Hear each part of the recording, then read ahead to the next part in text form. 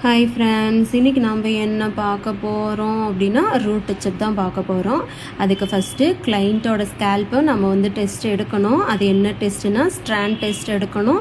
அந்த ஸ்ட்ராண்ட் டெஸ்ட்டை வச்சு தான் அவங்களுக்கு என்ன கலர் டியூப் யூஸ் பண்ணணுங்கிறத நம்ம கண்டுபிடிக்கணும். அவங்களுக்கு 25% இல்லை 50% இல்லை 70% கிரே ஹேர் இருக்கா அப்படிங்கிறத பார்த்து தான் கலர் டியூப் நம்ம எடுக்கணும்.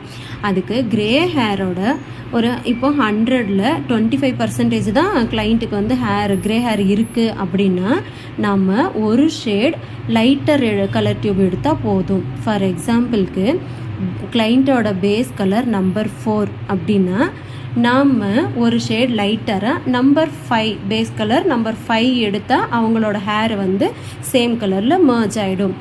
அதே மாதிரி கிரே ஹேர் 100ல் 50% கிரே ஹேர் தான் இருக்குது அப்படின்னா நம்ம சேம் கலர் எடுக்கணும். For example basic colour number 4 அப்படின்னா அதே சேம் பேஸ் கலர் நம்பர் 4 எடுத்து நீங்கள் அப்ளை பண்ணும்போது ஈஸியாகிடும்.